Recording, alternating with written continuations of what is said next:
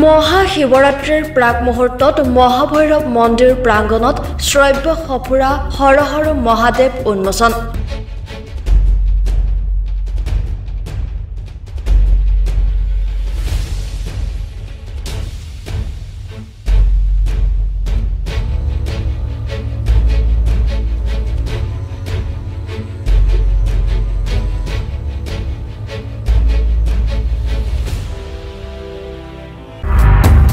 মহাশিৱৰাত্ৰিৰ পূৰ্বে তেজপুৰৰ মহাভৈৰৱ মন্দিৰত মুক্তি এটা বিশেষ গীত।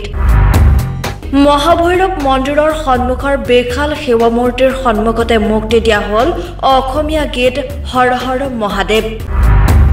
শিৱ বন্দনাৰ এই সুমধুৰ গীতৰ শ্ৰব্য সফুৰা সুৰজিৎ মহন্তই ৰচনা কৰা আৰু শিৱানন্দ বৰুৱাই সংগীত ব্যৱস্থাপনা কৰা। তেজপুৰৰ SM ক্ৰিয়েশ্যনৰ হৰ হৰ মহাদেৱ শীৰ্ষক গীতৰ শ্ৰব্য সফুৰাটোৰ মুক্তি উপলক্ষে শোণিতপুৰ জিলা সাংস্কৃতিক উন্নয়ন বিষয়া তথা জ্যোতি ভাৰতীৰ ভাৰপ্ৰাপ্ত বিষয়া জিতেন কুমাৰ দাসে বন্তি প্ৰজ্বলন কৰে।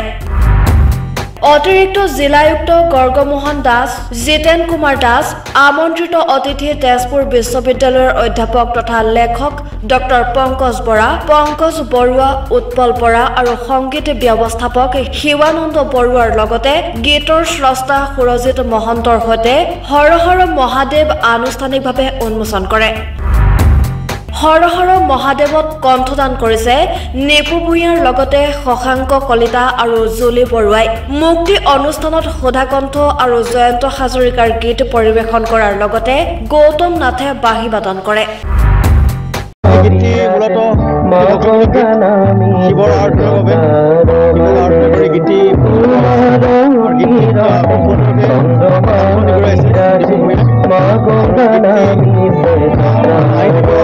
আজি আমি বিৰাট সুখী হৈছোঁ আৰু আমি বিৰাট মনত আনন্দিত হৈছোঁ যে আমাৰ আজি মহাভৈৰৱৰ আস্থানত আমাৰ এই প্ৰাংগণত হৰ হৰ মহাদেৱ নামেৰে যি গীতটি ছিংগাৰ আমাৰ নিপু ভূঞা আৰু লিৰিক্স কম্পজিশ্যন কৰিছে আমাৰ professor Surajit Mahanta, music arrangement আছিল শিৱানন্দ বৰুৱা।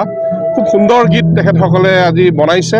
আচলতে মহাশিৱৰাত্ৰি একেবাৰে সমাগত আৰু এই শুভক্ষণত ভাৰতবৰ্ষৰ অন্যতম শক্তিপীঠ মহাভৈৰৱ মন্দিৰত সুৰজিৎ মহন্তদেৱে যিটি গীত উন্মোচন কৰিছে হৰ হৰ মহাদেৱ, খুব ভাল লাগিছে আৰু সঁচাকৈ গোটেই দেহ মনত এটা সজীৱতা এটা আহিছে গীতটো শুনি।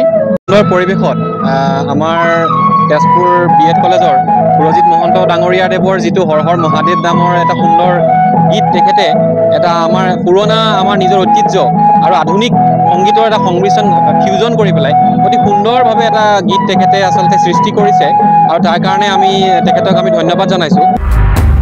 তেজপুৰৰ পৰা অৰূপ কলিতা, দৈনিক অগ্ৰদূত ডিজিটেল।